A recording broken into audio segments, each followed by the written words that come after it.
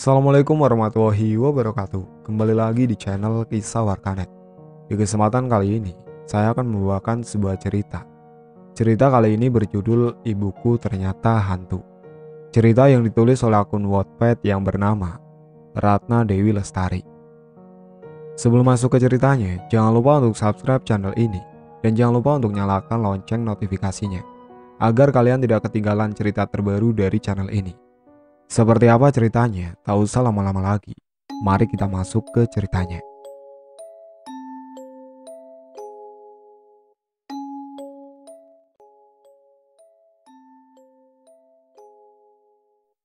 Kak, ibu pergi belanja dulu. Tolong kakak jaga adik-adik ya kak. Perintah ibu sebelum menstarter motor metiknya. Ibu menatapku dengan lembut. Senyumannya tersungging manis untukku.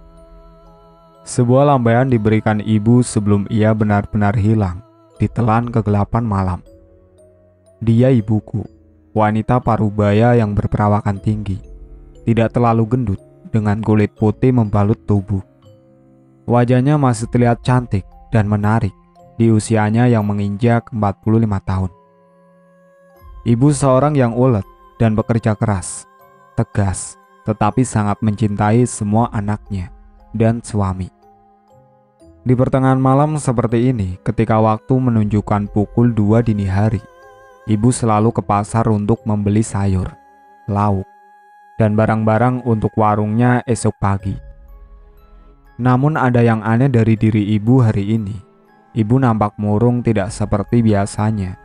Sifatnya yang ceria seolah sirna. Entah kenapa, wajah ibu tampak lebih bersinar. Aku Widya, anak tertua dari 4 bersaudara. Ibuku seorang ibu rumah tangga biasa yang membuka warung di depan rumah untuk membantu perekonomian keluarga. Ayahku seorang salesman yang kadang bertugas keluar daerah. Usiaku saat ini 17 tahun. Di usiaku yang remaja ini, di saat teman-temanku yang lain bisa bebas bermain, tetapi tidak dengan diriku.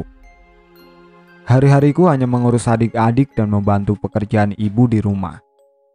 Tapi aku tak pernah mengeluh. Ada rasa bahagia ketika bisa meringankan tugas ibu. Ibu tidak pernah marah. Ia selalu tersenyum walaupun dalam keadaan lelah. Itu sebabnya aku dan ketiga adik-adikku selalu kompak untuk bekerja sama agar ibu tak kelelahan. Kami tak ingin ibu sakit, sedangkan ia harus mengurus kami selagi ayah mencari nafkah di daerah lain. Kututup segera pintu begitu ibu sudah tak terlihat. Dalam hati berdoa, semoga ibu selamat dimanapun ia berada. Walau di hati terselip rasa khawatir yang amat sangat. Namun segera kutepiskan pikiran itu. Ibu pasti baik-baik saja. Di tengah kegelapan malam, seorang ibu dengan gagah berani memacu motornya membelah kegelapan malam. Ia tak peduli dingin malam menyelimuti perjalanannya. Pandangan matanya fokus ke jalan yang dilaluinya. Ia hanya ingin cepat sampai di pasar, berbelanja dan segera pulang. Ia takut meninggalkan anaknya berlama-lama. Ia takut terjadi hal buruk kepada 4 orang anaknya. Di tengah konsentrasinya mengendarai motor metiknya, tiba-tiba ia dikagetkan dengan seberkas sinar yang tampak dari kaca spion motornya. Sinar itu meleset mengikuti laju motornya. Hati si ibu yang bernama Marni itu mulai tak enak. Sinar itu kian mendekat dan mulai terlihat jelas, yang ternyata sinar dari lampu motor. Motor itu ditunggangi 2 orang lelaki parubaya. 2 lelaki itu tertawa menggoda Marni ketika motor mereka berpapasan. Tampak dengan jelas 2 lelaki itu mempunyai maksud buruk terhadap Marni. Marni ketakutan menyadari adanya bahaya yang sedang mengintainya. Ia kemudian mempercepat laju kendaraannya untuk menghindari 2 lelaki yang mengincarnya itu. Kebut-kebutan di jalan tak terelakkan. Jalanan berlubang pun dilaluinya. Motor Marni menghentak hebat begitu memasuki lubang besar yang cukup dalam. Dan tiba-tiba Marni jatuh dan terpental di aspal. Kepala dan lengannya robek mengeluarkan banyak darah segar. Ia mengadu kesakitan. Berusaha sekuat tenaga bangkit, tetapi tubuhnya sulit digerakkan. Dua lelaki itu menghentikan motornya dan perlahan mendekati Marni yang terkapar tak berdaya. Dua lelaki itu terkekeh kegirangan, bukannya menolong. Mereka malah menginjak keras betis Marni hingga Marni berteriak kesakitan.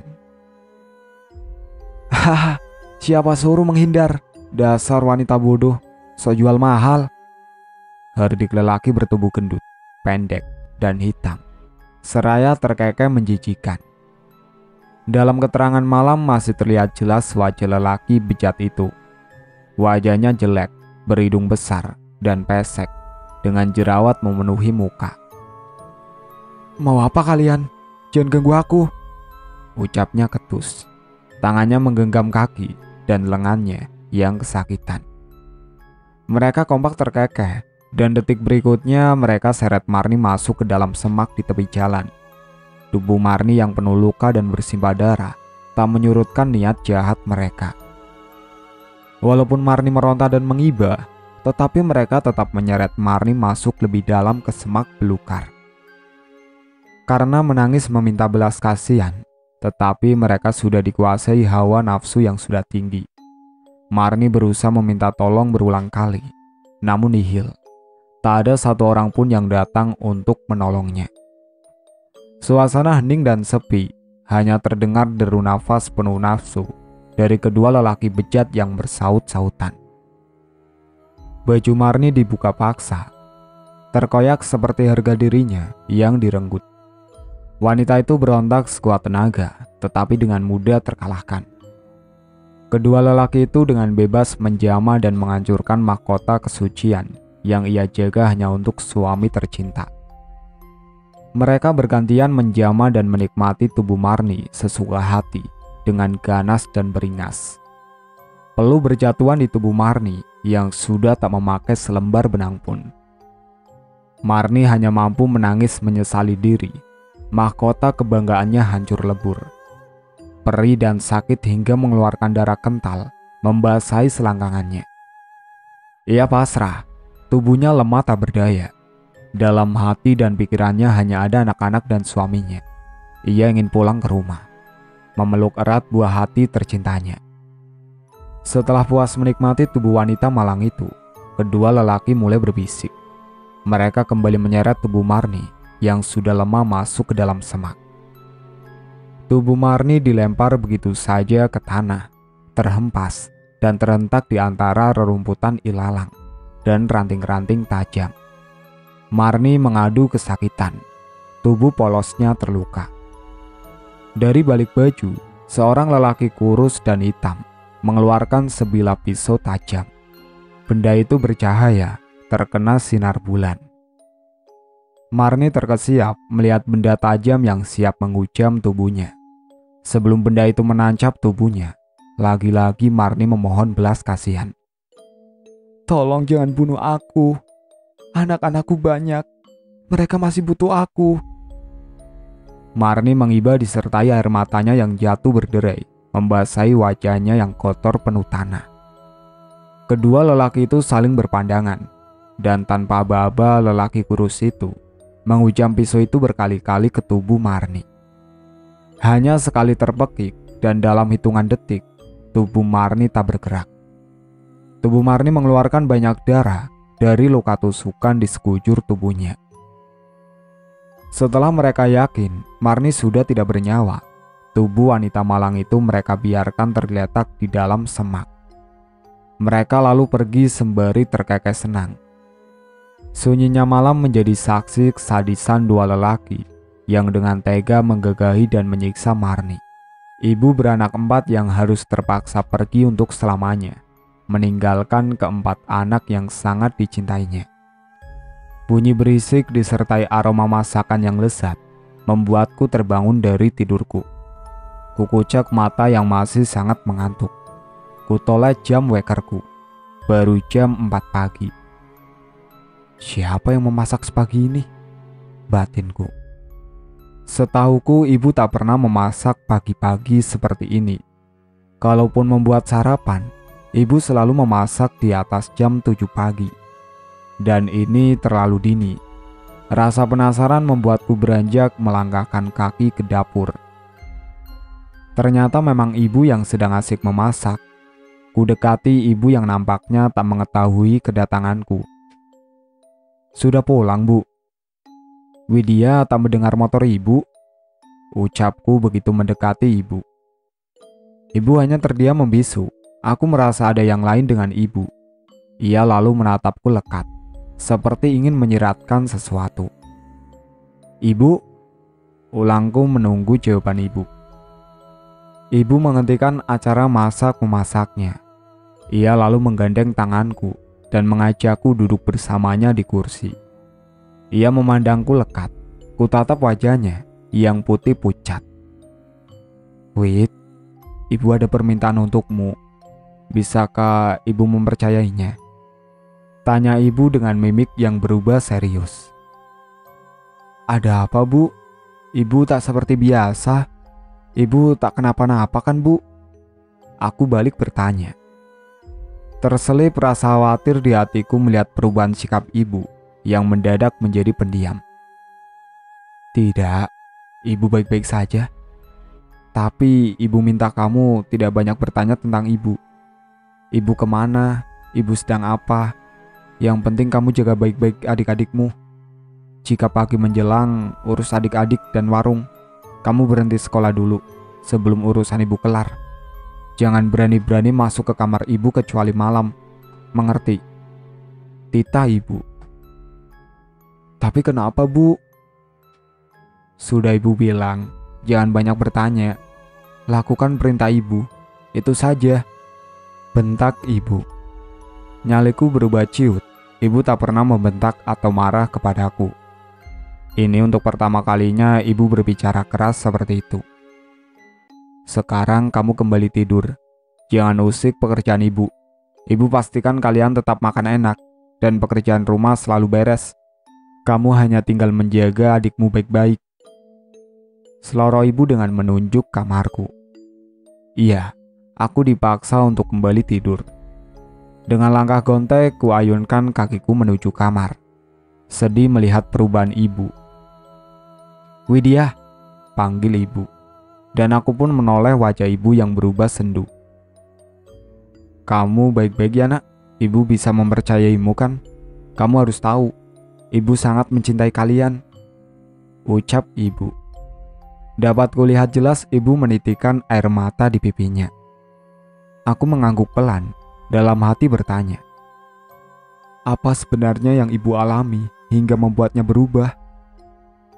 Aku pun kembali tidur dengan memeluk adik bungsuku, Nina yang berumur 4 tahun.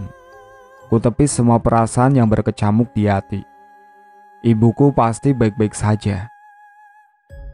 Jam weker membangunkanku. Kulihat jam sudah menunjukkan pukul 6 pagi. Sinar matahari bersinar terang, dan aku terlambat ke sekolah. Adik-adik serta-merta kubangunkan. Mereka anak-anak yang mandiri. Mereka bisa menyiapkan semua keperluan sendiri. Aku buru-buru menuju meja makan bersama adik-adikku. Semua sudah terhidang dan nampak sangat lezat. Nasi goreng udang dengan taburan bawang goreng plus telur ceplok, favorit kami semua. Selesai makan, adik-adik berambur pergi ke sekolah. Sedangkan aku sibuk mencari ibu, karena adik bungsu tidak ada yang menunggu. "Ibu, ibu, ibu," panggilku seraya mencari-cari ke segala penjuru rumah. Ibu tak jua kutemui. Sepi, tak ada sautan. Tapi seluruh rumah tampak bersih. Pakaian pun sudah terjemur, dan piring-piring sudah tertata rapi. Kutatap Nina yang anteng main sendiri. Ia tertawa seperti sedang diajak main dengan seseorang di sana. Tapi di sini hanya ada aku dan Nina. Tak ada orang lain selain kami. Seketika bulu kuduku meremang. Ibu di mana? Teringat pesan ibu subuh tadi, dilarang bertanya. Dan pesan ibu yang memintaku untuk tidak bersekolah demi menjaga ketiga adikku. Lututku seketika lemas. Terbayang di benakku impian-impian setelah aku lulus. Ingin kuliah dan mencapai cita-cita menjadi dokter. Dan kini aku harus mengubur mimpi itu demi adik-adikku. Ku dekati Nina dan menggendongnya untuk membuka warung. Tapi Nina malah menangis, seolah tak ingin kubawa menjauh. Hatiku gusar. Ada apa sebenarnya dengan Nina? Dek, jangan nangis dong. Kita cari ibu ya. Ucapku sembari menggendong Nina menuju warung. Berharap ibu ada di warung. Kak, itu ibu ada di situ. Lagi nemenin Nina, Kak. Berontak Nina. Nina mau turun. Tangisnya. Dengan sedikit kesal kuturunkan Nina. Ia menghambur dan kembali duduk di tempatnya semula. Ada yang aneh kulihat dari sikapnya Nina. Ia berbicara sendiri tanpa ada yang menemani selain aku. Kakak, kata ibu nanti malam Nina bubuk di kamar ibu. Tapi kakak gak boleh ikut. Ucapnya tanpa melihatku. Iya kan bu? Nina kembali berbicara sendiri. Hah? Nina, kamu ngomong sama siapa? Di sini cuma ada kita berdua. Nina, sadar dek. Aku mulai gerah dengan tingkah laku Nina yang semakin aneh. Kakak Widya Tantik, ini ibu di depan kita, Kak. Ucap Nina menunjuk ke depan wajahnya. Aku semakin merinding seperti ada yang tidak beres. Hawa di rumah ini mendadak dingin dan mencekam. Kubawa dengan paksa Nina menuju ke warung. Walaupun Nina berontak dan menangis, tetap kubawa pergi keluar dari dalam rumah. Serasa ada yang mengikuti dari belakang. Aku tak berani menoleh. Walaupun matahari bersinar terang, tapi tetap aku ketakutan. Entah karena apa. Kulihat warung masih terkunci rapat. Nina kuletakkan di kursi teras. Kubuka warung dengan perlahan. Masih kosong. Tak nampak ibu memasuki warung. Lagian warung pun masih terkunci. Tak mungkin ibu bisa memasuki. Nina kembali anteng. Aku pun tak berani memasuki rumah seorang diri. Duduk di warung bersama Nina yang asik bermain. Meladeni tetangga yang datang berbelanja sedikit menghibur diriku yang dirundung rasa ketakutan. Wit, kok tumben kamu yang jualan? Libur ya? Tanya Yuk Siti sembari memilih sayuran. Ibu Marni mana? Lanjutnya. Iya Yuk, lagi libur. Ibu juga lagi ada keperluan katanya. Jawabku berbohong. Oh iya Wit, ibumu kalau belanja sering malam kan Wit? Hati-hati bilang ibumu, banyak begal yang keliaran jam segitu. Ujar Yuk Siti. Dek, jantungku seolah terhenti. Aku terpaku mendengar ucapan Yuk Siti. Ketakutan kembali menggerogoti diri. Bagaimana jika sesuatu terjadi kepada ibu? Tadi subuh ibu sudah pulang kok Yuk. Tapi entah kemana dia, dari pagi gak nampak. Ucapku berusaha tenang. Sedangkan dadaku rasanya bergemuruh. Iya, alhamdulillah kalau begitu. Ya Yuk, cuma sekedar ngingetin Dok. Senyum Yuk Siti sebelum ia pamit pergi. Kurenungi ucapan Yuk Siti. Rasa khawatir kembali menyergap di hati. Ibu di mana? Batinku lirih. Aku terkesiap begitu mendengar bunyi pintu yang seperti didobrak. Lamunanku buyar. Aku seketika ingat Nina yang sedang tadi kutinggalkan bermain sendiri di teras. Segera bangkit dan mencari Nina. Nina, di mana kamu dek? Aku seketika lemas mendapati adikku Nina yang tak ada di teras. Nina. Berulang kali kupanggil namanya. Namun tak jua ada sautan dari bibir kecilnya. Ku cari Nina ke segala penjuru rumah, dapur, kamar mandi, kamarku dan kamar adik-adikku yang lain. Tak ada. Nina tak kutemukan. Sembari menangis terisak ku cari Nina tiada henti. Tapi Nina seolah lenyap ditelan bumi. Aku merasa bodoh. Mengapa bisa kutinggalkan Nina sendiri? Kini tibalah aku di satu-satunya tempat yang belum kuperiksa, kamar ibu. Tapi teringat ucapan ibu tadi subuh. Dilarang masuk kamar ibu ketika pagi, siang, dan sore hari. Malam baru boleh. Nyaliku mulai ciut. Dengan gemetar ku buka pintu ibu. Jantungku berdebar kencang. Nina? Dek, ketakutan kembali menyergap diriku. Kamar ibu. Kamar ibu nampak sangat gelap. Tak ada sinar sedikit pun. Ku coba menghidupkan lampu, namun nihil, lampu tak juga hidup. Bulu kuduku merinding, begitu memasuki kamar ibu yang gelap gulita. Nina? Kulihat samar-samar sesosok tubuh sedang berbaring di ranjang ibu. Kudekati perlahan dengan kaki yang gemetar hebat. Nina? Ku sentuh tubuh itu perlahan. Sosok itu menggeliat. Ia menoleh dengan perlahan. Kakak? Nina, sedang apa kamu di sini, Dek? Ucapku seraya memeluk Nina erat. Aku menangis kencang. Pergi. Pergi. Ku dengar suara lirih menyuruhku pergi dari kamar ibu. Dengan tangan gemetar, ku gendong Nina yang masih memelukku. Mataku seketika membesar begitu melihat bayangan hitam melesat di depan mataku. Dengan secepat kilat ku bawa Nina pergi keluar dari kamar ibu. Pintu tertutup sendiri ketika aku dan Nina berhasil keluar dari kamar ibu. Jantungku deg-deg tak menentu. Keringat dingin mengucur. Seumur hidup baru kutemui sosok mengerikan seperti itu. Dan itu di kamar ibu. Apakah itu ibu? Tapi kenapa begitu menyeramkan sosok ibu? Kakak? Kakak kenapa? Suara Nina membuyarkan lamunanku. Aku terduduk menatap mata Nina. Kula nafas dalam-dalam. Ku lepas dengan perlahan. Adek? Adek kenapa bobo di kamar ibu? Tanyaku hati-hati.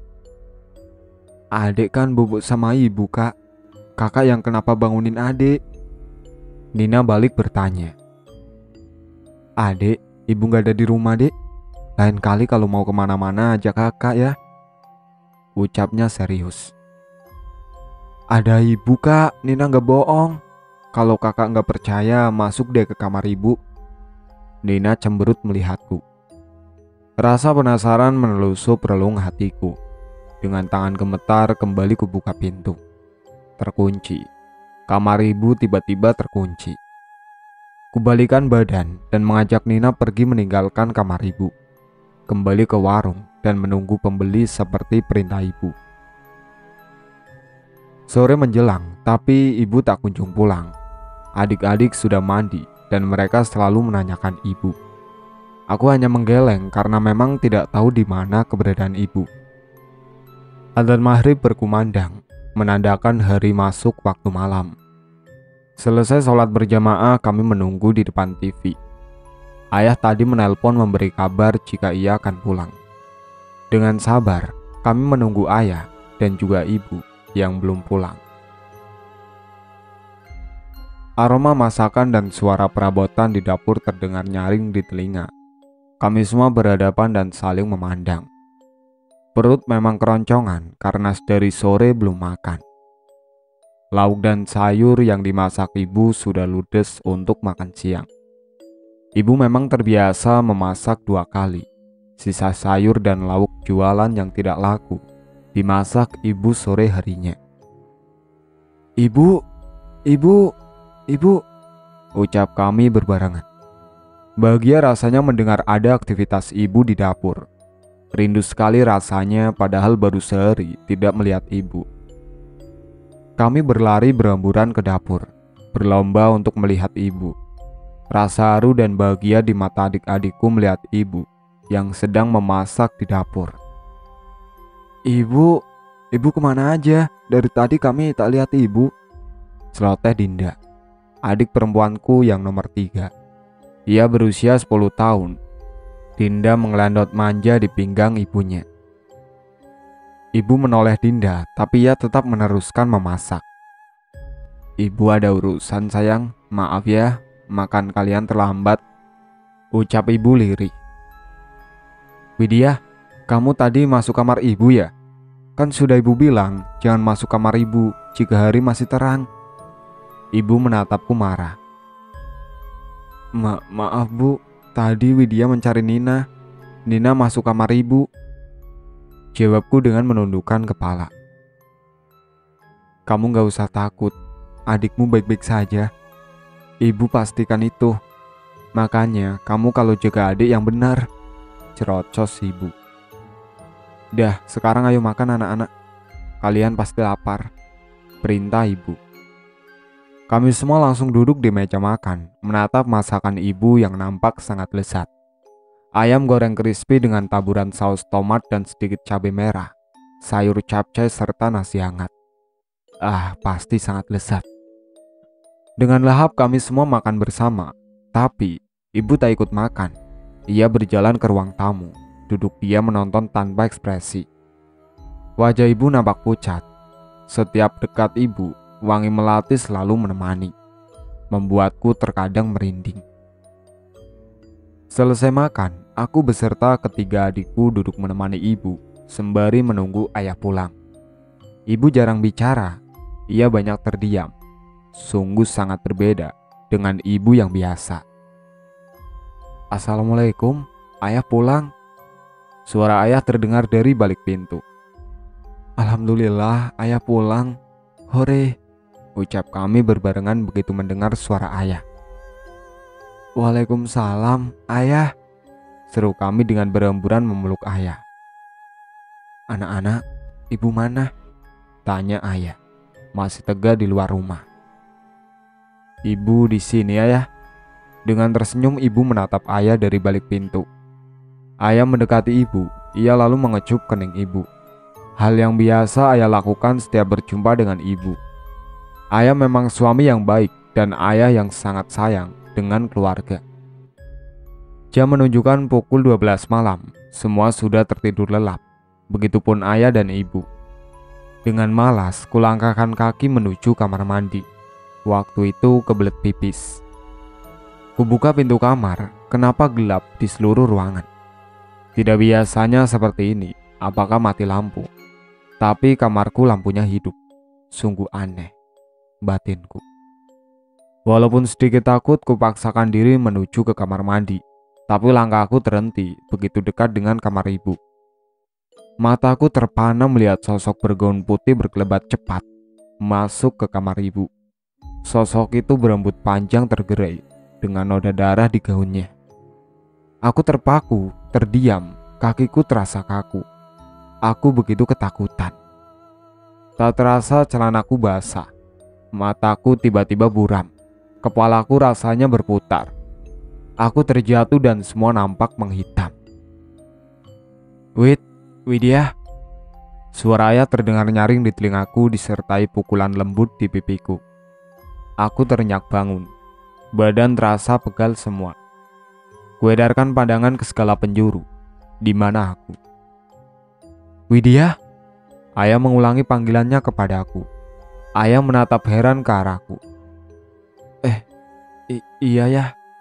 Jawabku terbata. Kamu kenapa tidur di sini? Mana bau pesing lagi? Seru ayah dengan menutup hidungnya. Teringat kejadian mengerikan tadi malam membuatku bergidik ngeri. Ingin kuungkapkan kepada ayah, tapi takut ayah gak percaya. Ibu mana ya? Tanyaku mengalihkan ucapan ayah. Ibumu sudah pergi dari subuh, sepertinya ada perlu. Jawab ayah sekenanya dan berlalu pergi menuju dapur. Ayah, panggilku. Apa? Ayah menghentikan langkahnya dan menolehku. Apa ada yang aneh terhadap ibu ya? Tanyaku penuh selidik. Gak ada, cuma ibumu sangat wangi dan menjadi pendiam. Seloroh ayah. Nah kan, aku yakin sekali ada yang tidak beres dengan ibu. Apa ibu selingkuh? Batinku. Tiba-tiba terdengar suara piring pecah. Aku dan ayah saling berpandangan. Bukan ayah, ucap ayah cepat. Lantas siapa ya? Tanyaku. Mungkin tikus, jawab ayah cuek. Ya udah, kamu mandi Wid. Kamu dan adik-adikmu mau sekolah kan? Tita ayah. Enggak ya, Widya enggak sekolah lagi. Aku menggeleng pelan. Nah, kenapa?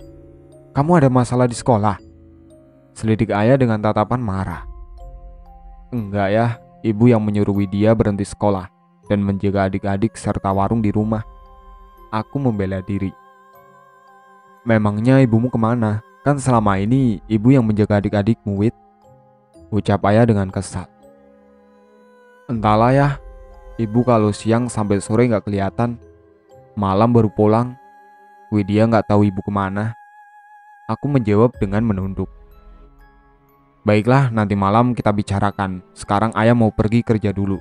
Jaga adik-adikmu, Wid. Perintah ayah sambil berlalu. Aku hanya mengangguk pelan, berdiri dengan sakit sekujur tubuh, berjalan menuju kamar mandi. Benar kata ayah, diriku bau pesing. Selesai mandi, kulihat Nina asik bermain di sudut rumah yang masih terbilang kuno ini. Bangunannya seperti bangunan masa penjajahan. Lantainya pun masih memakai keramik kasar, yang jika berbaring di atasnya, terasa sangat dingin, walau suasana sedang panas. Rumah ini adalah rumah peninggalan orang tua ibu yang telah tiada. Jadi, bisa dibayangkan betapa tuanya bangunan ini. Tetapi bangunan ini masih sangat terawat. Biasanya, aku tak pernah takut tinggal walaupun sendiri di rumah ini. Namun, berbeda dengan 2 hari belakangan ini. Rumah tampak sangat mencekam. Kudekati Nina yang masih asik bermain. Nina seperti hari kemarin, berbicara sendiri. Bu, ayo kita bubuk, Bu.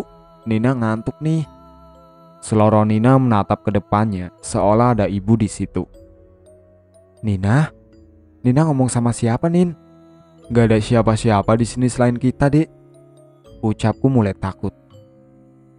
Kak Widya, ini Nina ngomong sama ibu, Kak. Sahutnya tanpa melihat ke arahku. Ia asik memainkan bonekanya. Sesekali ia menguap. Dek, gak ada siapa-siapa di sini selain kamu dan kakak. Aku bertambah gusar melihat tingkah Nina. Ibu di mana? Kenapa setiap hari terang ibu selalu hilang? Apa yang sebenarnya ibu sembunyikan? Pertanyaan-pertanyaan itu kini terngiang-ngiang di kepala. Kak, Nina mau bobok sama ibu. Kakak jangan ganggu, ngerti? Bentakan Nina membuyarkan lamunanku. Ia berjalan sendiri ke kamar ibu. Tangannya seperti sedang menggandeng sesuatu. Nina! Panggilku begitu ia sudah berada tepat di depan kamar ibu. Pintu terbuka lebar. Nina tak menyautiku. Ia melangkah masuk ke kamar ibu. Nina! Pintu itu tertutup dengan sendirinya. Untuk beberapa detik aku terpaku. Segera sadar begitu Nina masuk ke kamar ibu. Nina! Nina! Ku ketuk pintu kamar ibu berkali-kali, tapi tak ada jawaban sedikit pun. Pintu terkunci dari dalam. Nina, jawab dek. Kamu baik-baik saja kan? Raungku. Bulir-bulir bening itu mulai jatuh. Aku takut Nina kenapa-napa. Ibu di mana? Tolong aku, Bu. Tangisku semakin pecah. Ku dengar raungan dari kamar ibu. Aku beringsut mundur, berbalik dan berlari menuju kamarku.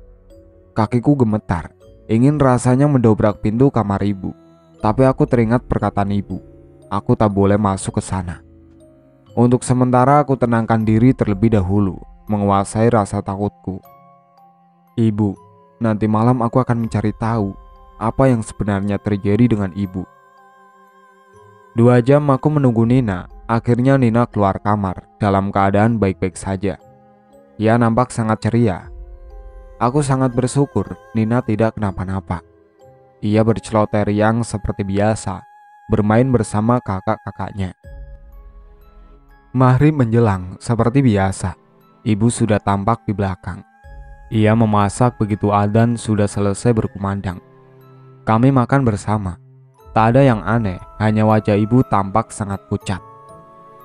Kami bersenda gurau bersama. Ibu sesekali hanya melempar senyum tipis, tak banyak bicara.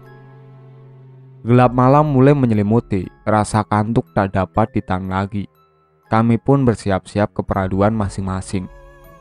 Tapi tidak dengan aku, walaupun mata sangat mengantuk.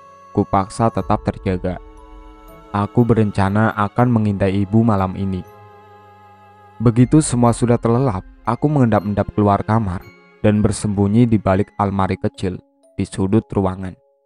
Lampu temaram hingga membuatku dengan mudah mengintai kegiatan ibu. Kudengar pintu kamar ibu terbuka. Dalam kegelapan, kulihat ibu keluar kamar dengan menyeret kakinya. Ibu memakai pakaian gaun putih panjang, persis seperti malam kemarin saat aku pingsan. Rambut ibu awut-awutan, tapi tak tampak noda darah di sana. Kenapa ibu menyeret kakinya? Apa ibu sakit? Batinku. Ibu menuju dapur, kudengar ibu mencuci baju. Tak lama kembali suara piring yang beradu. Jam segini ngapain ibu beres-beres? Aku semakin heran karena waktu baru menunjukkan pukul 2 dini hari. Kulangkahkan kaki menuju dapur, semua sudah bersih dan tertata rapi. Tapi kemana ibu? Ibu tak nampak sama sekali. Yang tertinggal hanya wangi melati. Di suatu pagi yang cerah, 5 orang bapak-bapak berniat memancing bersama. Mereka memarkirkan motor di dalam semak di pinggir jalan. Saat itu, udara sedikit mendung hingga mereka merapatkan jaket karena dingin yang cukup menyiksa. Mereka dengan semangat masuk ke dalam semak, karena sungai yang mereka tuju berada cukup jauh, dan itu harus melewati semak belukar di sepanjang perjalanan.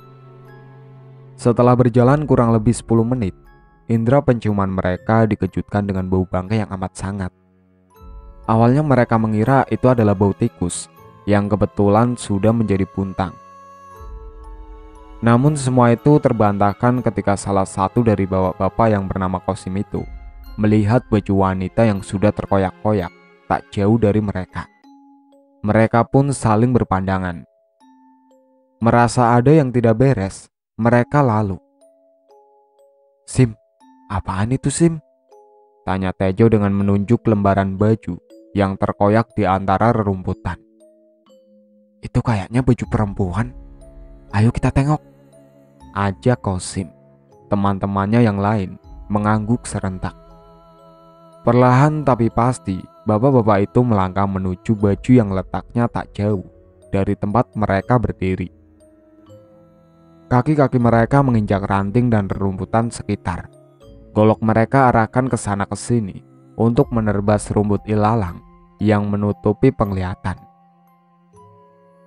Kosim mengangkat baju itu dengan sebuah ranting, matanya memperhatikan dengan seksama. Jo, ada darahnya Jo, pekiknya. Waduh, yang punya kemana? Sahut Tejo. Tejo, Kosim, ada celana juga di sini. Sahut Diman seraya melambai-lambai. Iya, tapi pada nyium bau bangke gak sih kalian? Ucap Kosim dengan menutup hidung. Oh, baunya nyengat banget ini. Mereka serentak menjawab. Mata mereka mencari-cari ke sekitar. Golok Kosim melayang ke sana ke sini, membuka jalan yang tertutup ilalang tinggi. Matanya tiba-tiba membesar. Tak sengaja kakinya tersandung sesuatu. Kawan-kawan, tolong aku, teriaknya kuat. Matanya membulat sempurna melihat apa yang disandungnya. Serta-merta ia menutup hidung karena bau menyengat yang menusuk indera penciumannya. Bapak-bapak saling berpandangan. Mereka lalu berhamburan menyusul Kosim. Astagfirullah, ucap mereka berbarengan. Nampaklah di mata mereka sosok perempuan yang tidak memakai selembar benang pun dalam keadaan terbujur kaku. Badan sudah membiru dan dikerubuti belatung. Tubuhnya sudah tidak utuh. Sebagian telah mengelupas dan hampir terlihat tulang. Masih terlihat jelas bekas darah yang mengering di sekitar jasadnya dan tusukan benda tajam di tubuh perempuan malang itu. Bapak-bapak lari tunggang langgang. Alat pancing dan golok melayang terlempar entah kemana. Mereka berteriak meminta tolong dan mencari bantuan. Tolong, ada korban pembunuhan, teriak mereka serentak. Di sudut desa, tepatnya di warung remang-remang, berkumpullah sekelompok bapak-bapak Parubaya yang sedang bercengkrama. Mereka tertawa sambil bermain domino dan kartu. Minuman tuak dan bir tak luput dari cengkraman mereka. Wanita-wanita muda dengan pakaian seksi ikut menemani. Tawa mereka bersaut-sautan di tengah keremangan malam, seolah hidup mereka pasti lama. Begitupun dengan Warjo dan Maman, dua lelaki laknat yang baru saja menyiksa dan membunuh Marni, wanita malang yang jadi pemuas nafsu dengan keterpaksaan. "War, lu takut gak kalau ibu tadi jadi hantu?" bisik Maman. Dalam hatinya Maman mulai takut. "Alah, lu mah penakut, Man. Kalau udah jadi mayat, ya gak usah takut lah. Mana ada hantu," jawab Warjo jumawa.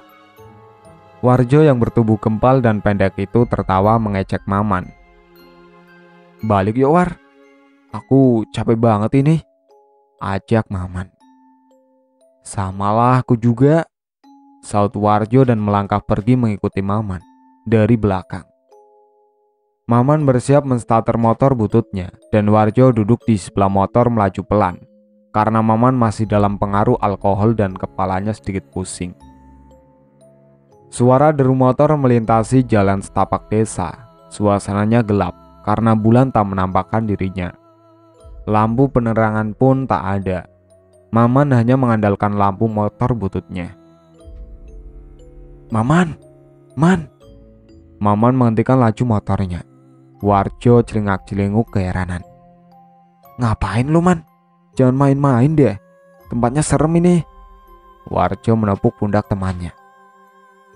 Ia mulai merinding ketakutan karena Maman menghentikan motornya tepat di depan komplek pemakaman. Gundukan tanah dan deretan nisan membuat Warjo bergidik ngeri. Angin semilir yang menggoyang pohon-pohon tinggi membuat Warjo ingin berlari. "Man!" teriaknya lagi. Maman tersentak kaget. Ia lalu menoleh Warjo yang menatapnya penuh rasa takut. "Apaan sih, War?" sautnya kesal. "Lu yang apaan? Ngapain berhenti di kuburan? Serem tau," sungut Warjo. "Hah?" Maman mengedarkan pandangannya.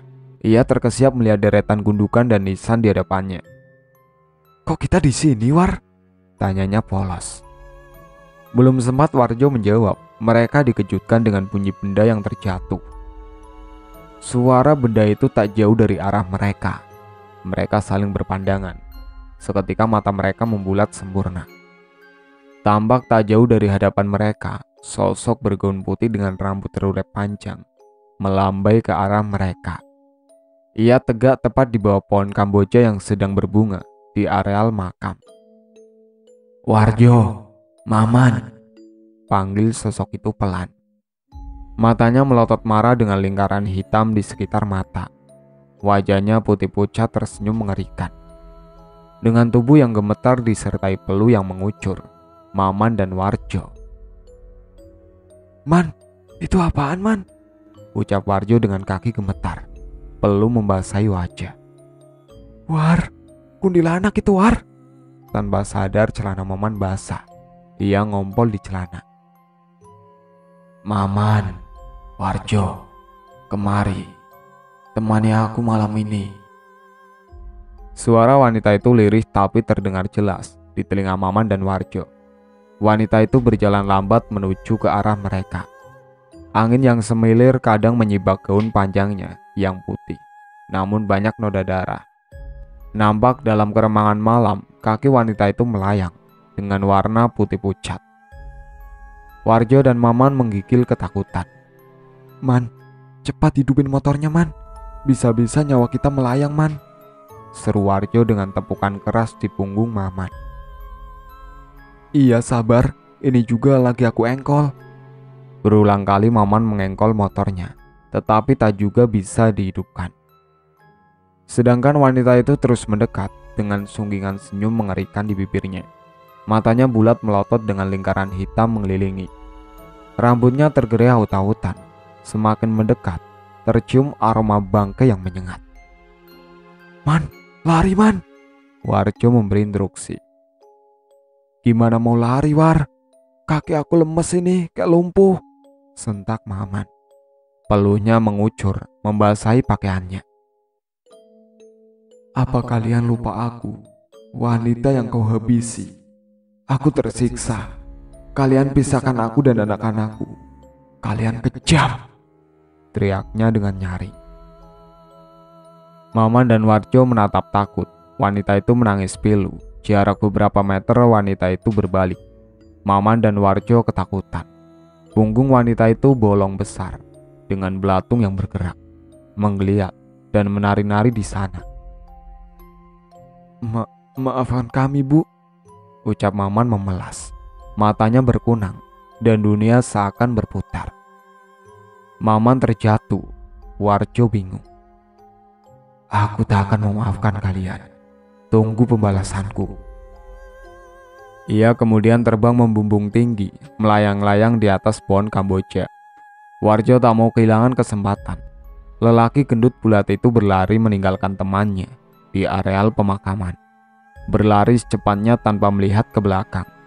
Walaupun ia mendengar suara wanita itu terkikik di kejauhan. Sudah seminggu ibu dengan sikapnya yang aneh. Dan selama itu aku tak tahu penyebab perubahan sikap ibu. Ibu selalu terlihat di saat malam dan menghilang di kala hari terang. Wit, panggilan ibu membuyarkan lamunanku. Aku terkesiap dan langsung menatap ibu. Iya, Bu, jawabku pelan. Ibu mau ngomong serius denganmu, sahut ibu. Widya juga, Bu, ucapku lirih. Wit, ibu tahu kamu merasa aneh. Begitu juga ayahmu. Tapi yang harus kalian tahu, ibu tidak berbuat yang macam-macam. Waktu ibu gak banyak, Wit. Kamu harus janji, jaga adik-adikmu. Ibu hanya meminta Nina menemani ibu. Relakan Nina. Suara ibu tiba-tiba meninggi, membuatku takut. Ibu?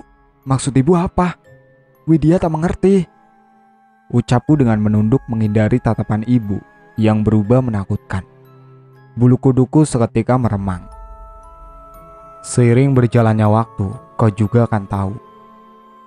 Ibu berlalu masuk ke dalam kamarnya. Kurasakan hawa dingin menyelimuti tubuhku. Segera ku tinggalkan dapur menuju kamar. Sikap ibu semakin aneh dan membuatku tak tenang dengan ucapan ibu. Kenapa ia meminta Nina? Nina mau dibawa kemana? Pertanyaan itu terus terngiang di benakku, hingga aku terlelap tidur. Tiba-tiba terdengar bunyi pintu dapur membuatku terbangun. Aku segera berlari menuju pintu. Begitu juga ayah yang rupanya terbangun. Untuk sedetik kami saling berpandangan dan mengangguk serentak. Di kegelapan malam kulihat Nina berjalan sendiri menuju kebun belakang yang ditumbuhi pohon singkong dan pohon rambutan tinggi, hasil ibu yang senang bertanam. Nina berjalan sendiri dengan tangan kiri ke atas, seolah sedang menggandeng seseorang. Tapi tak nampak siapapun selain Nina di sana. Nina, Nina, teriak ayah. Aku terus berlari mengikuti Nina tanpa alas kaki. Pikiranku kembali melayang mengingat kata-kata ibu. Kaki Warjo gemetar, tubuhnya lelah tak bertenaga. Matanya memburam, dan dalam hitungan detik tubuhnya terjerambab ke tanah. Ini baru awal kalian. Hidup kalian tidak akan tenang. Aku akan menuntut balas. Karena kalian, aku harus berpisah dengan anak-anakku. Wanita itu kemudian menangis. Tunggu ibu, Nina. Ibu akan menjemputmu. Assalamualaikum. Ku dengar pintu diketuk. Ku tatap jam dinding baru pukul 6 pagi. Dengan malas kulangkahkan kaki menuju pintu ruang tamu. Kulihat ayah sudah berdiri di pintu, bersiap membukanya. Siapa ayah? Tanyaku.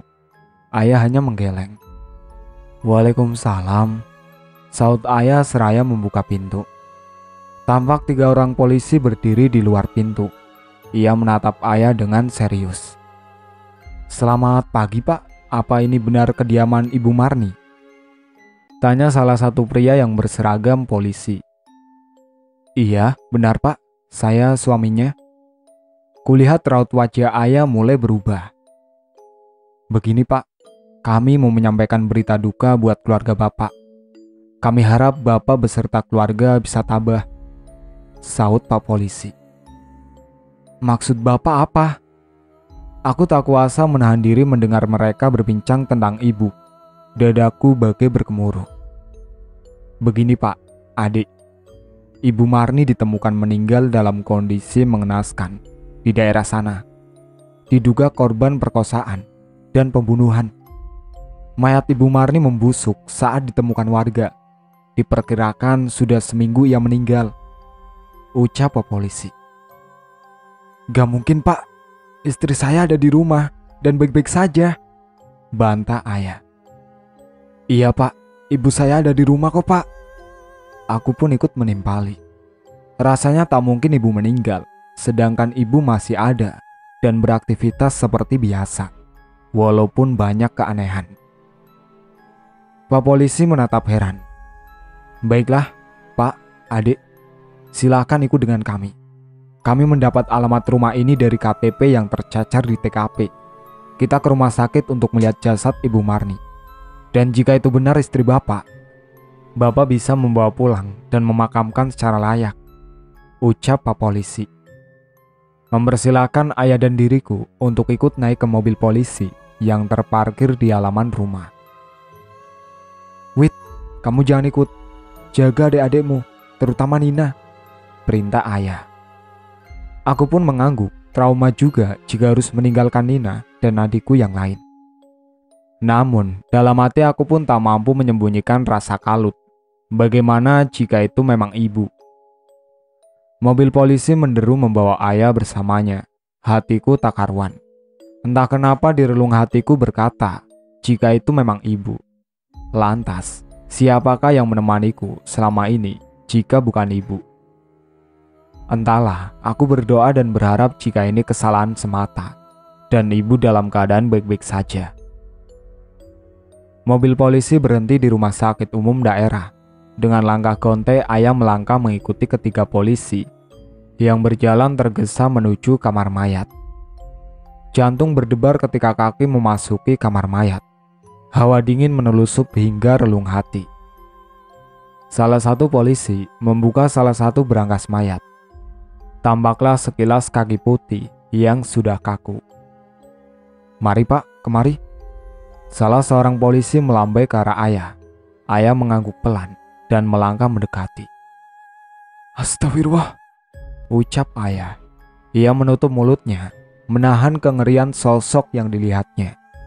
Walaupun sudah dibersihkan, nampak mayat itu sudah penuh dengan lubang bekas tusukan. Daging sudah tak utuh. Hampir terlihat tulang putih. Pada bagian mata sudah tidak ada bolanya. Kulit sudah membiru dan mulai menggembung. Wajah sudah tidak dapat dikenali karena sudah rusak. Ini Pak, barang-barang yang ditemukan di TKP. Pak Polisi menyerahkan dompet KTP dan tas, dan juga baju yang ditemukan. Ya Allah, iya Pak, ini semua barang-barang istri saya, teriak ayah menerima dengan tubuh yang gemetar. Bu, ya Allah ibu, kenapa nasibmu seperti ini bu? Maafin ayah bu, ratap ayah. Pak Polisi berusaha menenangkan ayah yang duduk bersimbu, sembari menangis terseduh. Hatinya sungguh hancur, dunianya seakan runtuh. Tanpa ayah sadari, di sudut ruangan ada sosok yang sedang menatapnya pilu. Iya, dialah ibu. Tangannya terkepal dengan dendam yang memburu. Hatinya juga sakit melihat orang yang ia cintai terluka karena kepergiannya. Jiwanya tak tenang. Ia belum bisa menerima kematiannya. Terdengar bunyi telepon. Assalamualaikum ya. Cepat kamu kabari keluarga dan adik-adikmu, juga tetangga sekitar. Kabarkan jika ibumu telah tiada. Bagai tersambar petir mendengar kabar yang ayah sampaikan. Tidak mungkin itu ibu. Aku tak percaya. Itu bukan ibu kan ya? Gak mungkin itu ibu. Kamu yang sabar kak. ini memang mayat ibu. Telepon dimatikan. Lemas rasanya tubuhku. Tidak, itu bukan ibu. Tidak mungkin ibu. Teriakku membuat adik-adik yang sejak tadi ikut menunggu kabar ibu berlari mendekatiku.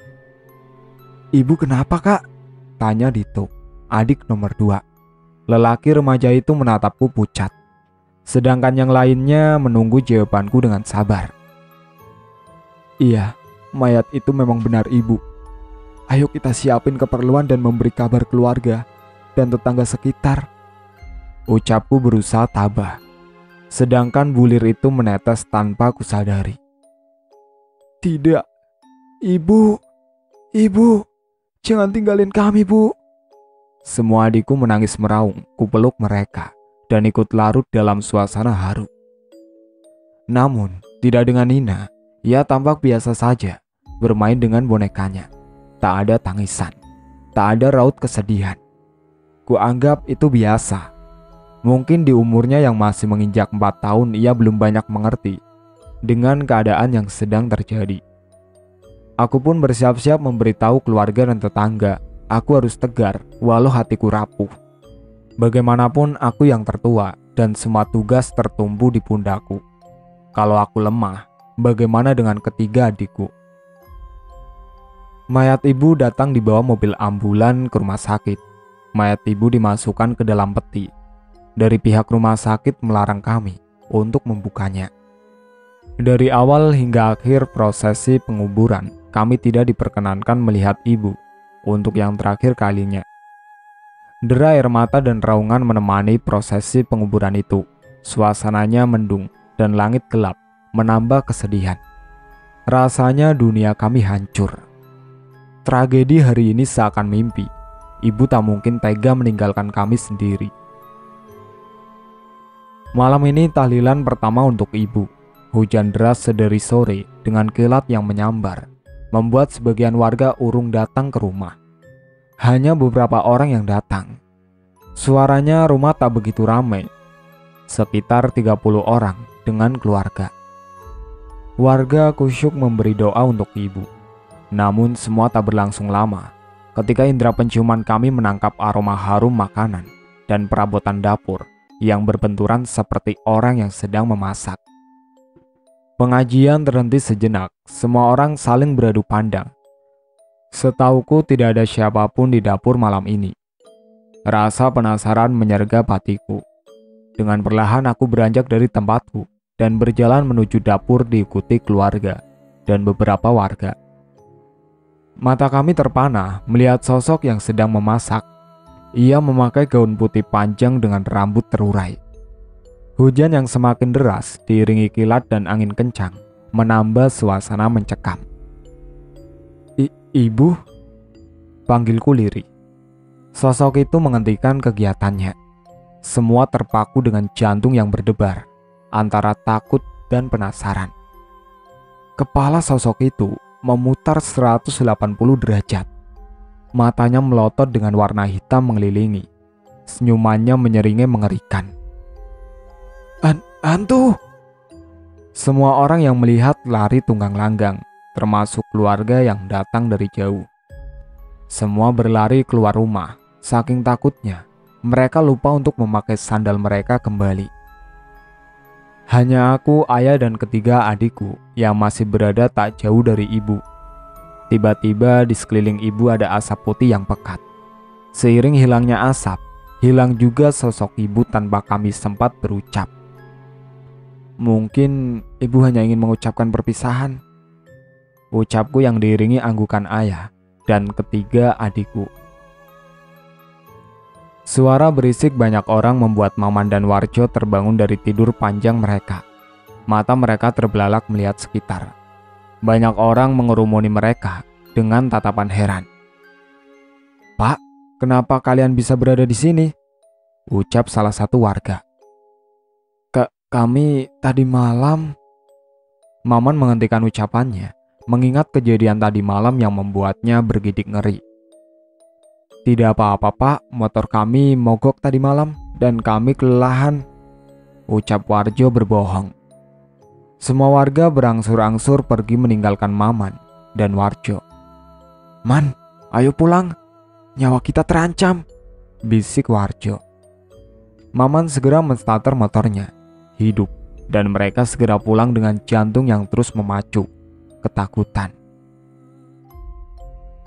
Kelabang sebesar jempol orang dewasa keluar dari mata bolongnya, jatuh ke atas kasur dan merayap ke tubuh Warjo dan muka Warjo. Masuk ke dalam kulit dan berjalan sesuka hati. Warjo menahan rasa sakit yang teramat, tak mampu bergerak dan membela diri. Hanya mampu pasrah dan menahan perih. Seketika Warjo berteriak, mata Warjo terbelalak. Nafasnya ngos-ngosan memburu. Keringat dingin mengucur sebesar biji jagung, menetes di keningnya yang lebar. Jantungnya berdebar kencang. "Bang, Bang Warjo, kenapa kamu bang?" Suara istri Warjo di luar membuat Warjo tersadar dari mimpi buruknya. Ia bergidik ngeri mengingat mimpinya barusan. Dengan gemetar Warjo melangkah mendekati pintu, membukanya, dan ia tampak sangat pucat melihat wanita di hadapannya. Wajah Marni, wanita malang yang ia bunuh malam itu, tersenyum manis menatap ke arahnya. Matanya yang bulat memancarkan kebencian yang mendalam. Masih teringat jelas diingatannya saat Marni memohon kepadanya.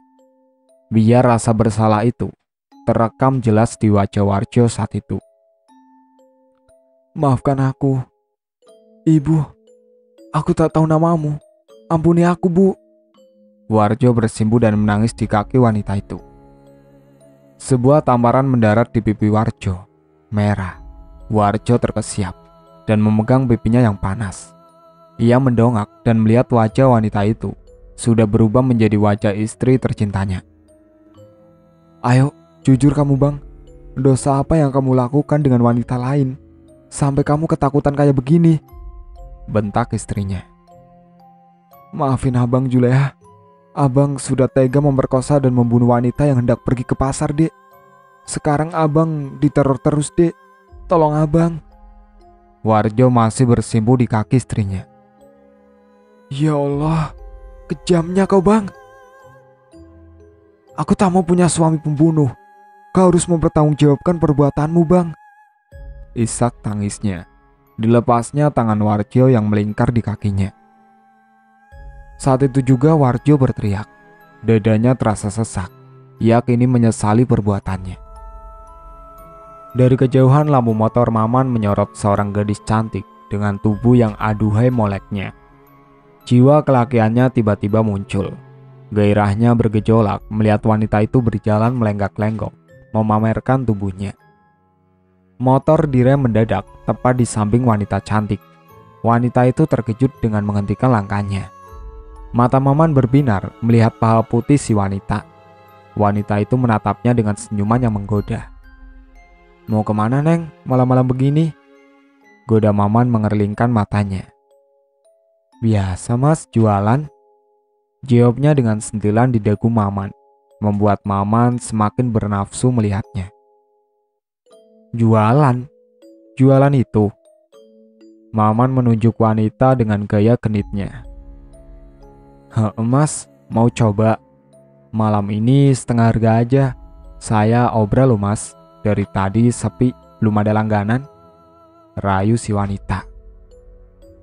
Darah Maman seakan berdesir. Nafsunya sudah dibunuh-bunuh, seperti tertimpa durian runtuh.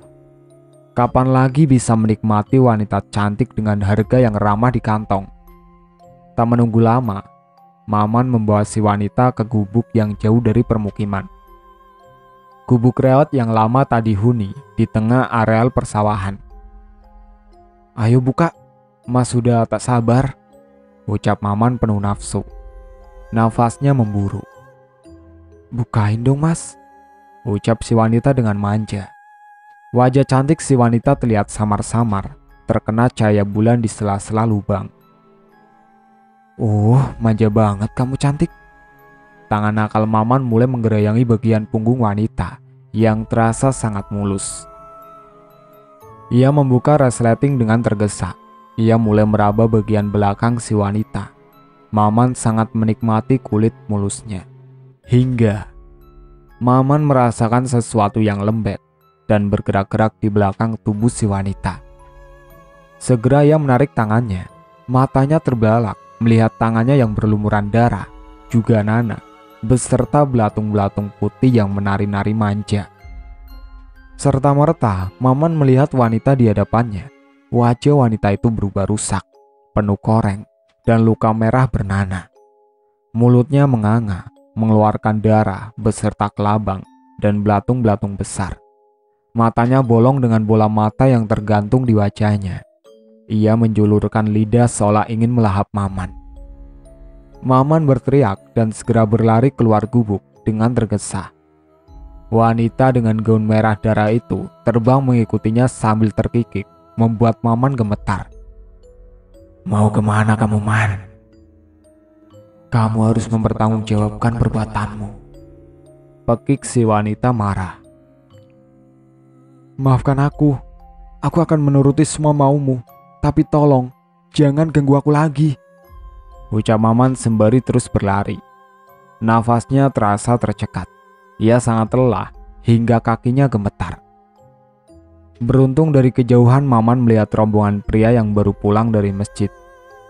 Maman memanggil dan melambai hingga tak sadar kakinya menyandung bata. Para pria mendekat dan menolong Maman. Si wanita tak lagi mengejarnya. Kali ini Maman selamat. "Nina, Nina!" Kami serentak mencari Nina ke semua sudut rumah. Tetapi Nina tak jua ditemukan. Sedih, marah, takut, bercampur menjadi satu. Di mana Nina? Mengapa ibu tega mengambil Nina? Apakah ibu sudah tak sayang pada kami? Samar-samar kami mendengar suara ibu dari dalam kamarnya. Kami saling menatap, ragu, karena tadi pun sudah mencari ke kamar ibu. Dan ayah orang pertama yang berlari menuju kamar ibu. Ibu ada di sana bersama Nina. Ibu dengan cinta menimang Nina seperti biasa. Nina tampak lelap dalam dekapannya. Ibu tampak cantik walaupun memakai gaun panjang. Tiada lagi wajah amarah di sana. Ayah tak berani mendekat. Ia menatap ibu dengan berurai air mata. Begitu juga aku dan kedua adikku. Kami sungguh terharu melihat cinta ibu yang begitu besar untuk Nina. Ibu kemudian meletakkan Nina di atas kasur. Sebuah kecupan lembut mendarat di pipi gembulnya. Ia menoleh dan tersenyum manis menatap kami yang berdiri mematung. Tubuhnya kemudian dibalut asap putih dan terbang membumbung memasuki ventilasi dan hilang dalam sekejap. Ayah melangkah mendekati Nina, begitupun kami, anak-anaknya. Di tepi ranjang kami saling berpelukan, menangis sejadi-jadinya. Kami takut bukan karena sosok ibu yang masih menghantui, namun takut jikalau Nina ikut dengan ibu, dan kami akan kehilangan Nina selamanya. "Man, Maman!" pekik Warjo ketika melihat Maman melintas di depan rumahnya. Maman berhenti dan menoleh ke arah Warjo. Motor ia belokkan dan berhenti di rumah Warjo. Rumah sederhana berwarna hijau dengan banyak tanaman bunga di sekitarnya. Adem dan asri hasil tangan istri Warjo yang rajin berkebun. Warjo menatap Maman dengan takut. Matanya membulat sempurna dengan bibir gemetar. Kemeretuk gigi yang beradu menandakan rasa takut yang teramat sangat. Maman mendekat. Ia sangat paham apa yang ingin Warjo sampaikan. Maman menghela nafas panjang melihat kegalauan sahabatnya itu. "Man, Maman, apa yang harus kita lakukan, Man?" ucap Warjo pelan. Duduk dulu kita, War," ajak Maman menunjuk kursi di teras Warjo. Kursi kayu berukir dengan bantal yang cukup tebal di atasnya. Mereka menuju kursi dan duduk berhadapan. Maman menatap serius ke arah Warjo yang tampak sangat gusar. "War, aku ragu kalau kita harus menyerahkan diri ke polisi. Aku yakin hukuman berat akan kita terima," ucap Maman dengan suara bergetar. Tapi Man, wanita itu selalu menerorku. Ia sangat menakutkan, Man. Warjo mengepal tangannya yang mulai berkeringat dingin. Ya, aku pun sama. Tapi aku lebih takut mendekam dalam penjara, terkurung di dalam dan tak bisa kemana-mana. Maman memalingkan wajahnya ke arah jalan. Ia merasa dadanya sesak. Man, ayolah Man. Kalau terus begini, aku bisa gila. Warjo meremas kepalanya. Ia benar-benar frustasi. Kalau begitu kau saja sendiri. Tapi aku ingatkan, jangan kau bawa-bawa aku. Atau... Maman tak meneruskan ucapannya. Matanya menyorot tajam ke arah Warjo. Atau apa, Man? Warjo balik bertanya. Atau giliran istrimu yang bernasib sama seperti wanita itu? Jawab Maman dengan wajah beringas. Nyali Warjo ciut. Ia tahu jika sahabatnya itu tak pernah main-main dalam berucap. Rekannya dalam bisnis perbegalan itu memang terkenal sadis dalam bertindak. Sudah belasan nyawa melayang di tangannya, dan ia selalu bisa terbebas dari hukuman karena kepintarannya. Legend Mbak Belut. Warjo menghela nafas panjang, dadanya terasa sesak.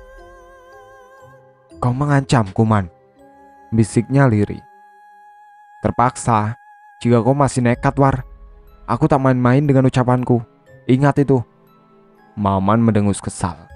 Ia pun beranjak dari tempat duduknya dan berlalu meninggalkan Warjo yang dia mematung, bingung. Malam ini suasana cukup mencekam. Langit gelap tanpa sinar bulan dan bintang. Angin berembus cukup kencang menggoyangkan pepohonan dan menggugurkan dedaunan kering. Hujan mulai turun rintik-rintik, dingin menusuk hingga ke tulang. Warjo meringkuk sendirian di dalam kamar. Istrinya memilih pergi dari rumahnya. Warjo sangat ketakutan. Was-was merasuki pikirannya. Rasa bersalah dan takut menjadi satu. Tiba-tiba, suara ranting pohon yang beradu terdengar, seperti suara cakaran di luar sana. Warjo merapatkan kakinya. Walaupun suasana dalam kamar terang benderang, tetapi terasa sangat mencekam bagi Warjo. Klek. Lampu tiba-tiba mati. Suasana kamar seketika gelap gulita. Warjo membuka matanya dengan terpaksa. Ia membalikkan badannya dan memeluk guling di sampingnya. Ia malas untuk beranjak kemanapun dalam keadaan takut dan kalut. Warjo merasakan hembusan nafas di hadapannya. Busuk bak bangkai hangat memenuhi rongga hidungnya. Seketika Warjo memicingkan matanya, berusaha fokus menatap guling yang didekapnya dalam keremangan kamar. Retina Warjo membesar, bola matanya seakan ingin keluar. Genggaman tangannya segera ia lepas. Warjo menggeliat menjauhi sosok yang ia kira gulingnya tadi. Sosok itu menatapnya tajam dengan senyum yang menyeringai. Matanya melotot dengan lingkaran hitam di sekitarnya. Wajahnya putih pucat dengan ikatan di kepalanya. Sekilas nampak serupa guling dengan ikatan di kaki dan kepalanya. Warjo tak dapat berucap, hanya derai air mata memenuhi wajahnya. Sosok itu tertawa kencang. Ia tak bergerak, hanya menatap tajam ke arah Warjo. Aku mohon, ampuni aku. Aku akan menyerahkan diri ke polisi. Aku janji akan bertanggung jawab, ucap Warjo dengan bibir bergetar. Sosok itu tak menjawab. Ia hanya terkikik ngeri, membuat bulu kuduk Warjo berdiri. Warjo tak mampu berlari. Ia hanya pasrah. Sosok itu tiba-tiba dikelilingi asap tebal, dan dalam sekejap hilang dari pandangan.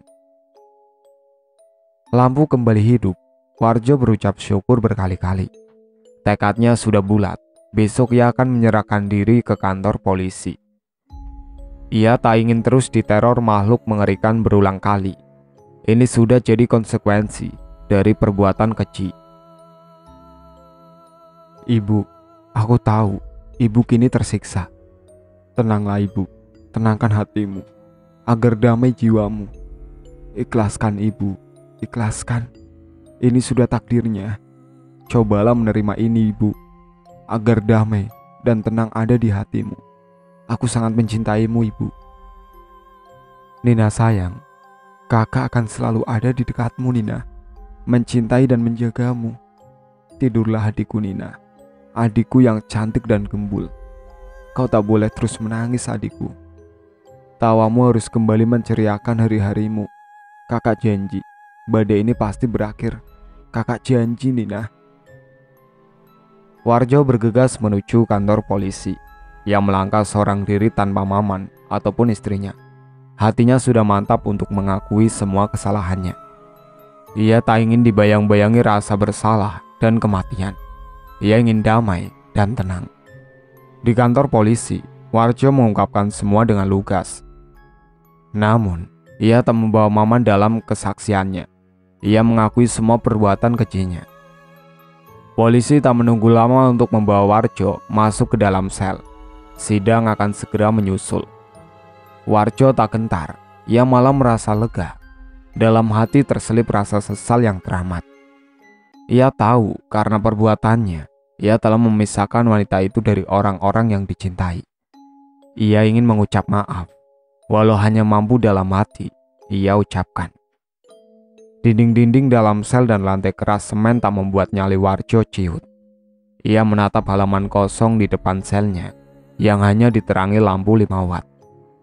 Dalam keremangan malam, sekilas nampak sekelebat bayangan putih dari jauh. Matanya ia fokuskan, jantungnya mulai berdegup kencang. Samar-samar, ia melihat seorang wanita dengan gaun putih, rambutnya terurai panjang, dengan senyuman yang sangat manis. Ia melambai tanpa mengucap sepatah kata pun. Tatapannya sendu, menyayat hati. Maafkan aku. Sungguh aku sangat menyesal telah melakukan perbuatan keji kepadamu, ucap Warjo lirih. Air matanya menetes membasahi pipinya yang keriput. Wanita itu mengangguk dan melemparkan senyum yang teramat manis. Asap putih tebal mengelilinginya, membumbung tinggi ke udara dan perlahan menghilang. Warjo menatap dengan haru, menunduk dan menangis terseduh. Beb, udah siap-siap belum? Malam Jumat ini? Seloroh Maman kepada istrinya yang sedari tadi asik bersolek di depan cermin. Apaan sih? Kasih uang dulu, bentak istrinya, menatap tajam dengan bibir yang dimajukan setengah senti.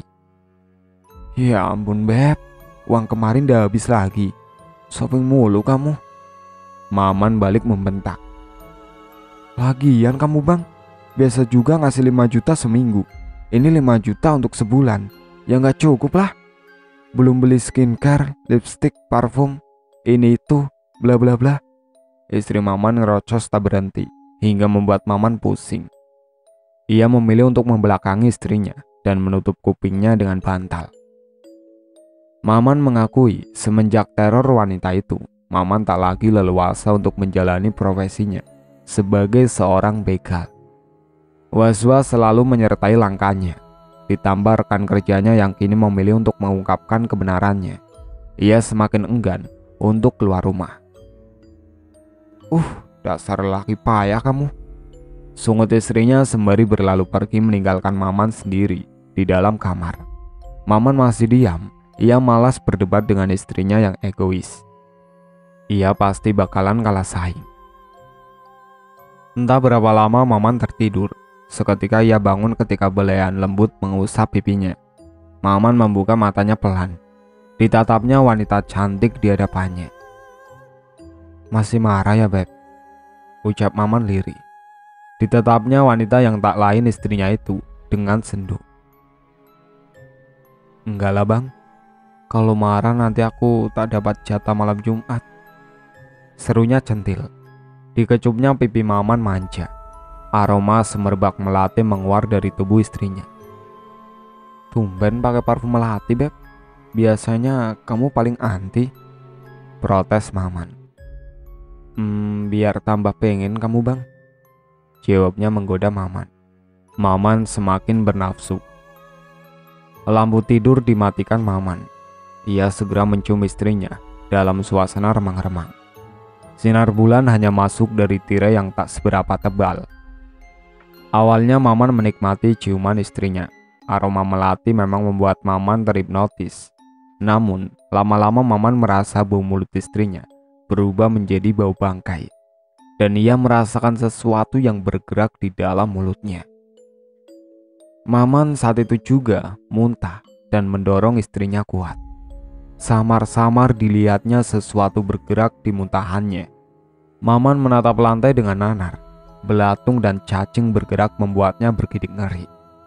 Maman menatap istrinya yang duduk bersimpu tak jauh darinya. Kepala wanita itu memutar seperti gangsing tiada henti. Maman tak berani mendekat. Ia beringsut mundur ketakutan.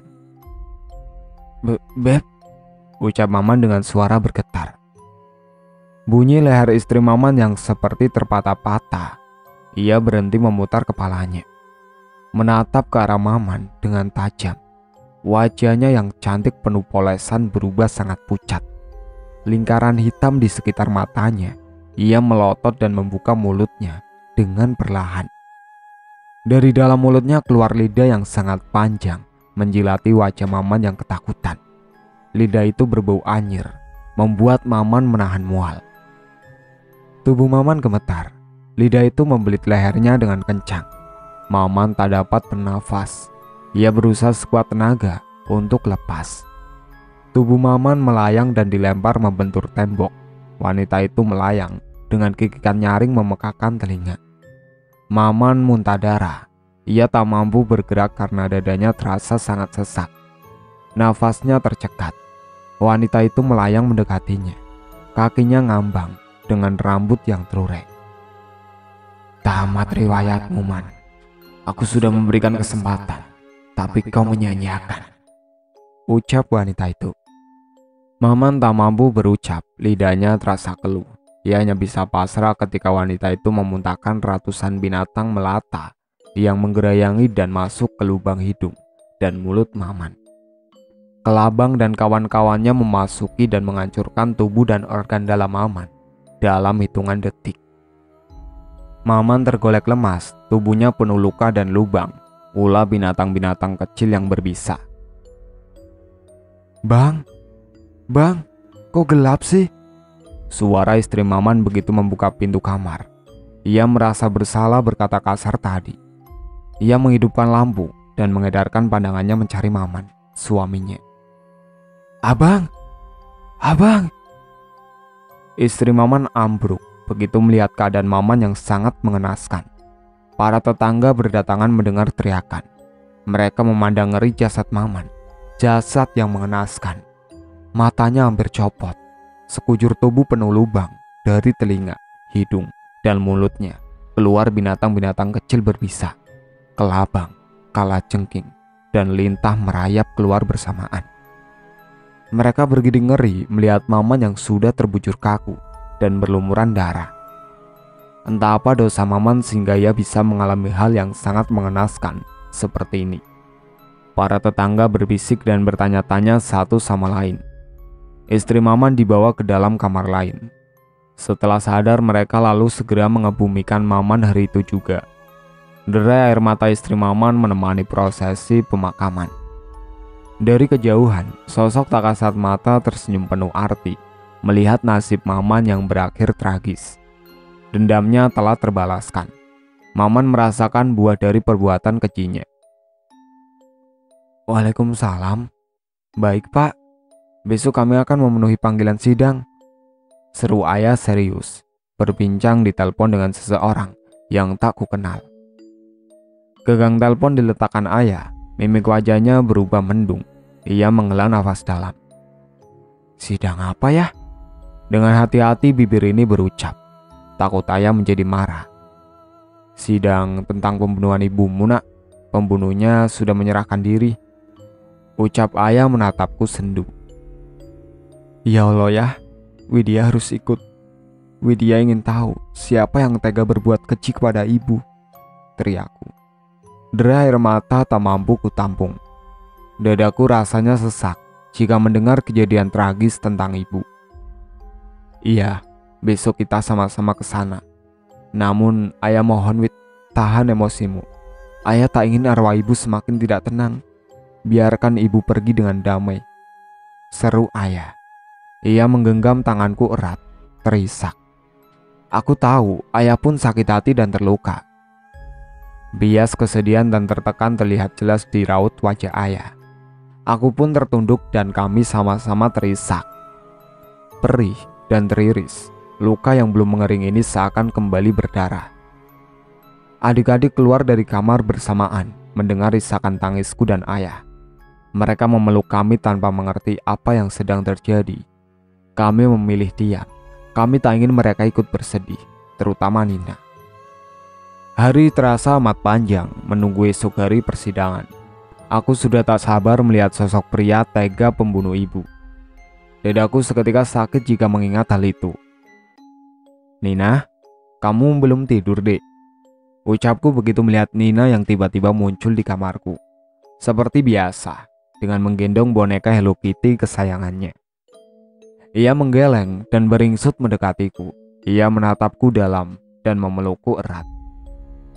"Kakak, ibu tadi datang, tapi ibu bilang ibu tidak bisa datang lagi. Nina sedih, Kak." Ku dengar Nina mulai terisak.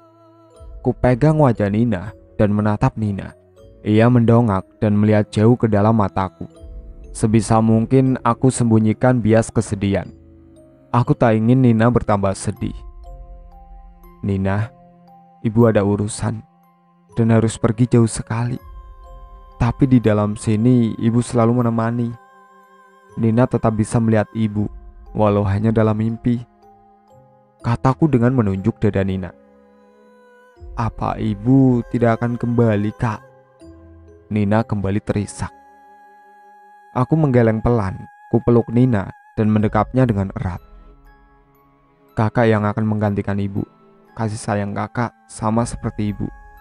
Kakak sayang Nina, akan selalu ada untuk Nina." Ku cium keningnya. Bulir bening menetes tepat di kepalanya. "Ikhlaskan ibu, Nina. Biarkan ibu tenang di sana. Nina sayang ibu kan?" Seruku berusaha menghibur Nina. "Iya, Kak. Nina sayang ibu," ucap Nina lirik. Sekilas ku dengar seseorang bernyanyi di luar sana. Ku gendong Nina dan ku bangunkan adik-adikku yang lain. Hujan gerimis di luar tak menyurutkan langkah kami. Senandung lagu yang sering dinyanyikan ibu. Iya, aku yakin sekali itu ibu. Langkah kami terhenti.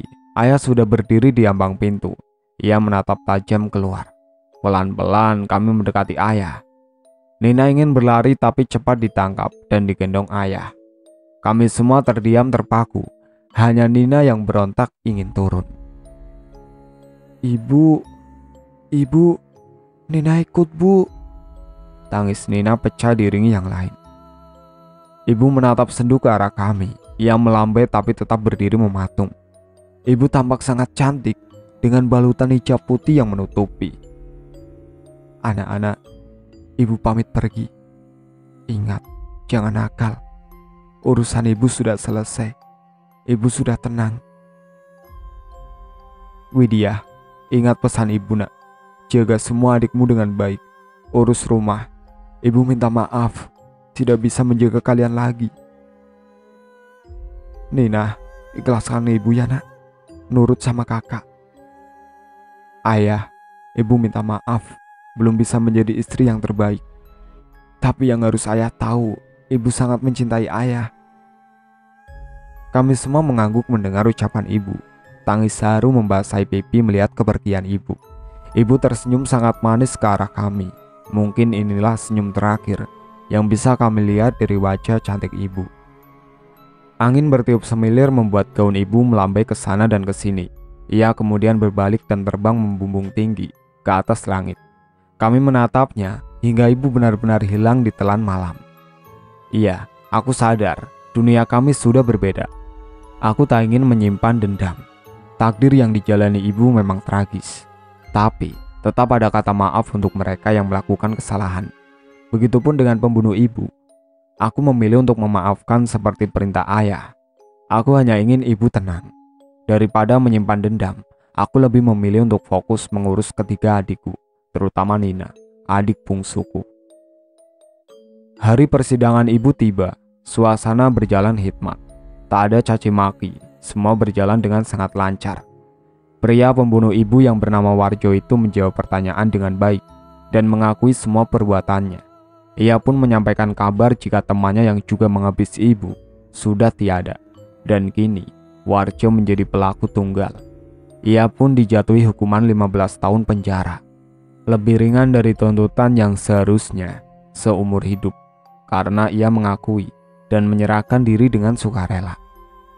Sebelum dibawa kembali ke dalam sel, ia sempat bersimpu di hadapanku dan ayah. Ia menangis meminta maaf atas semua kesalahannya. Dengan tegar ayah memaafkan, begitu juga aku.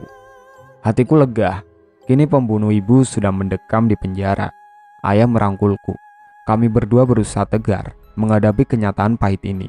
Walaupun ibu sudah tiada di dunia, tapi ia selalu ada di hati. Ibu sudah tenang di sana. Aku berjanji akan menjaga keluarga kita, Bu. Ibu jangan khawatir. Doa kami akan selalu kami lantunkan untuk ibu. Tenanglah di sana, Ibu. Tunggu kami, Ibu. Kita akan bersama-sama kembali suatu saat nanti. Di dunia berbeda. Di dunia yang kekal abadi. Dunia yang tiada sedih dan sakit hati. Itulah akhir cerita yang berjudul Ibuku Ternyata Hantu, yang ditulis oleh akun yang bernama Ratna Dewi Lestari. Sekian dari saya.